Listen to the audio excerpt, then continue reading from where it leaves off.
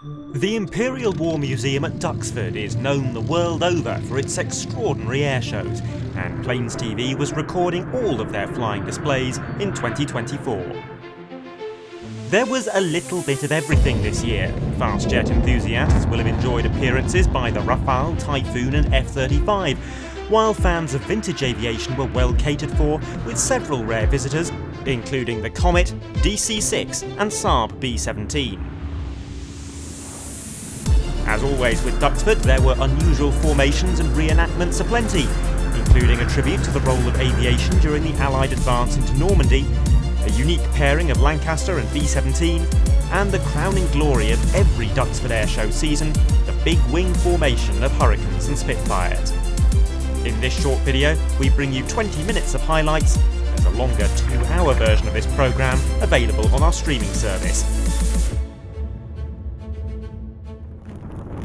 We start at the Duxford Summer Airshow on the 1st and 2nd of June. The event was themed around the 80th anniversary of D-Day, and after a grey start, it was blessed by glorious weather on the Sunday.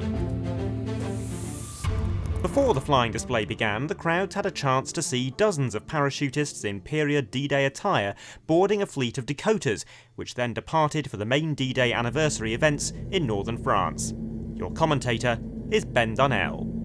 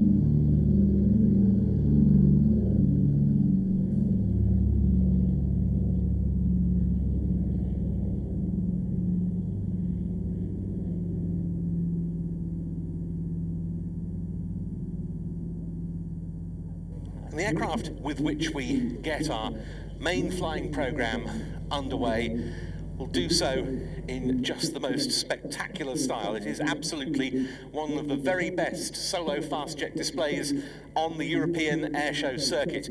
Eyes to the left, running in to start the flying display, the Dassault Rafale C of the French Air and Space Force.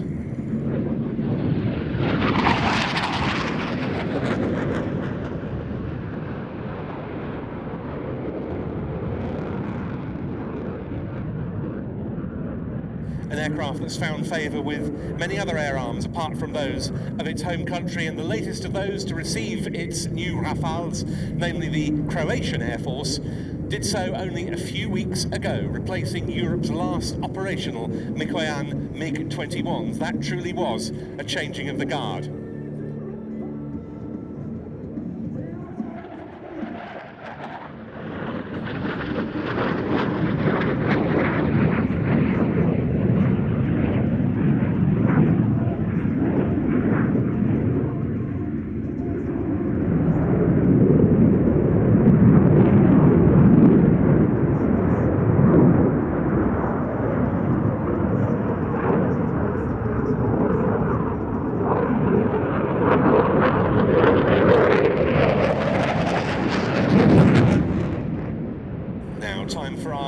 International guests to take centre stage in front of us from the remarkable collection of the Flying Bulls, the Red Bull-sponsored historic aircraft fleet based at Salzburg Airport in Austria. We have two exquisite multi-engined American types. Leading them in, the Douglas DC-6B,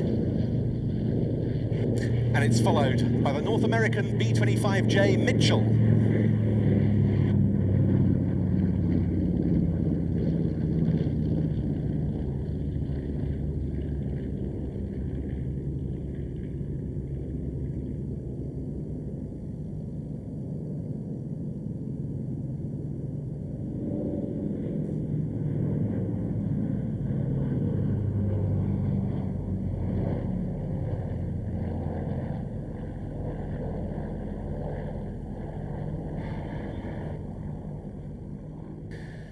return to Normandy in June 1944, and on the night of the 5th and 6th of June that year, two great armadas set forth from Britain.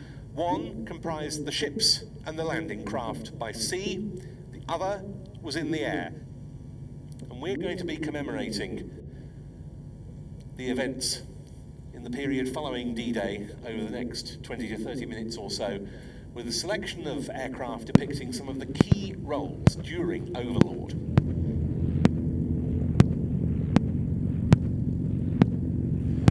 Despite the enemy's best efforts, the men in these 5 L4s are carrying on their mission, but they're in radio contact with the US Army artillery officers on the ground who are ready to direct their fire on the German flak positions. But the commanders on the ground here have decided to bring in some heavier air power. A forward visual control post has called in a cab rank of patrolling fighter bombers from the US Army Air Forces, the RAF and the Fleet Air Arm of the Royal Navy to deliver the final blow against the German positions on the ground.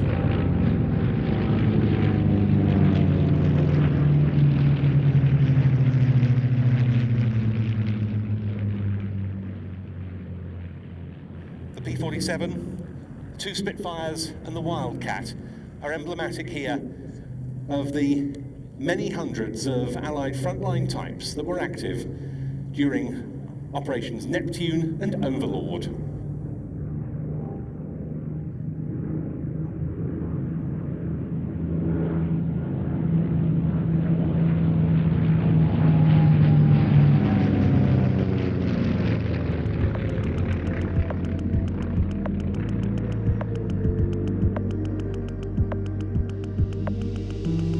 The next major event on the calendar was the Duxford Flying Evening, held on the 17th of August. This was an opportunity to see historic aircraft performing in some unusual lighting conditions, plus some pyrotechnic displays of a style that we aren't used to seeing at Duxford.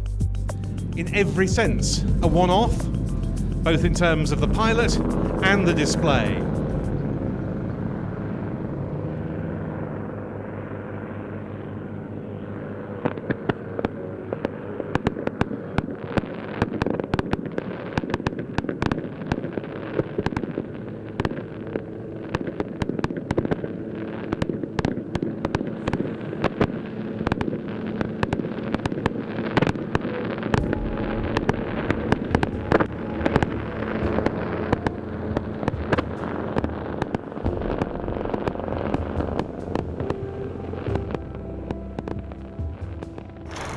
The Battle of Britain Airshow, held on the 14th and 15th of September, is usually the most anticipated event on the IWM's calendar.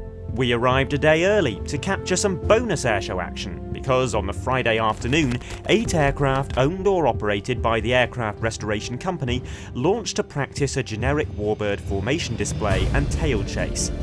This specific combination of aircraft was never seen at any organised flying display.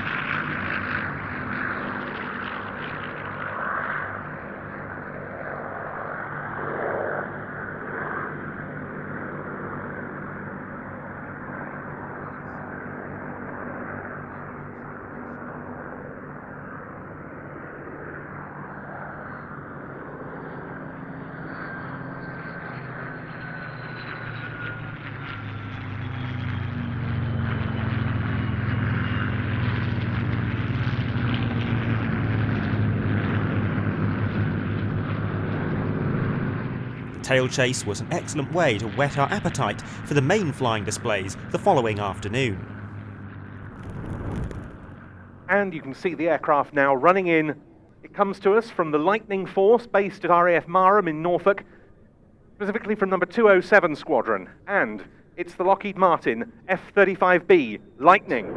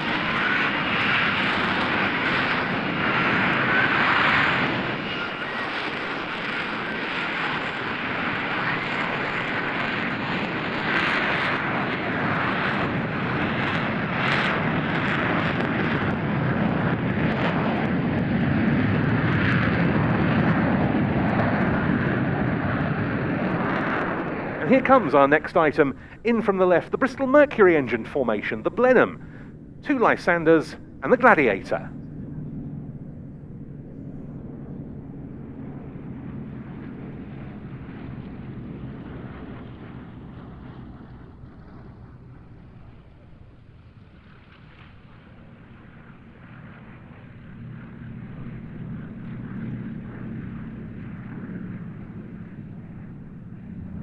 So, look out to the right-hand end of the airfield, over the American Air Museum, the stirring sight of Boeing B-17G Flying Fortress Sally B and the Battle of Britain Memorial Flight Avro Lancaster.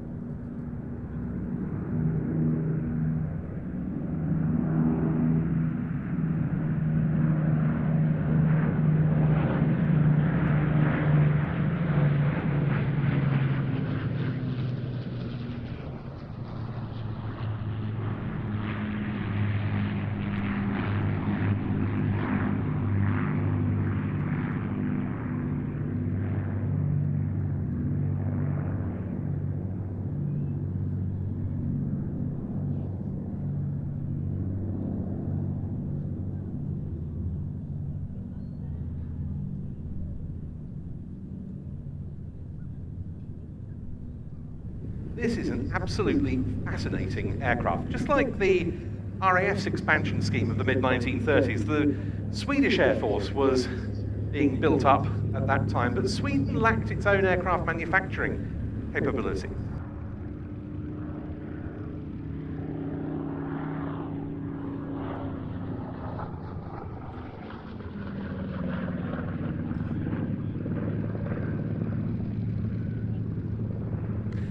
And it's fully aerobatic. That American influence was because American engineers were working for ASIA to support licensed production of the Northrop 8A1 attack bomber and the North American NA-16 trainer, though most of them left Sweden when war broke out.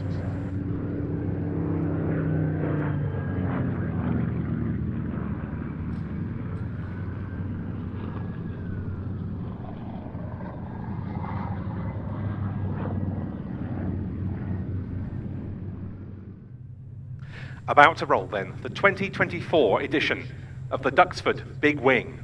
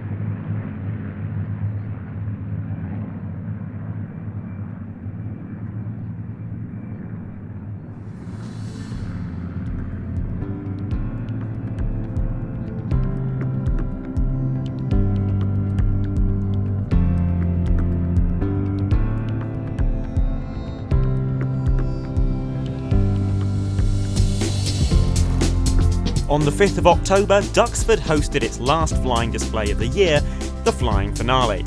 With the Red Arrows having missed the Battle of Britain Airshow due to their Canadian tour, they extended their display schedule later into the autumn than usual, allowing them to fly at Duxford in beautiful autumnal skies, sharing the stage with some other Duxford favourites.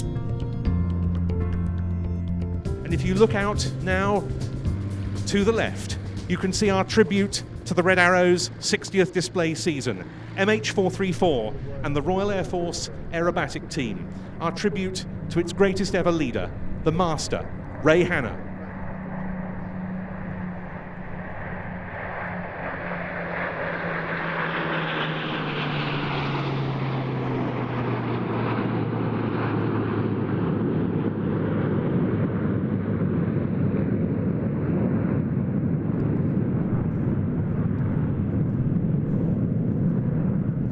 In from the left for one of the most famous, if not the most famous and crowd favourite manoeuvre the Red Arrows fly. Get your cameras ready, it's the Tornado!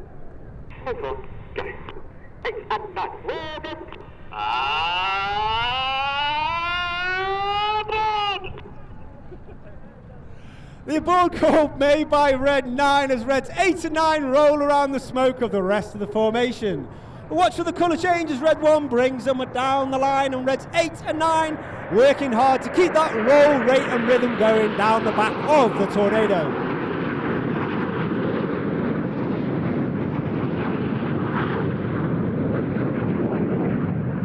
That front section of aircraft are flying with their air brakes out, and that means it has a twofold effect. The first effect means the pilots fly with a higher throttle setting, thereby it produces a hotter engine gas temperature and makes the smoke colours burn a lot more brightly. 2024 celebrates 60 display seasons of the Red Arrows.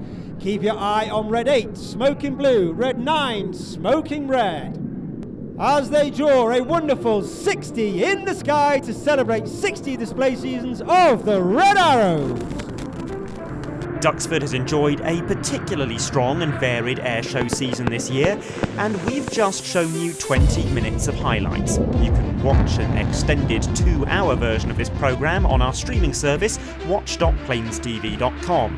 And while you're there, you can also re-watch the full live broadcasts from the Imperial War Museum's 2024 airshow season.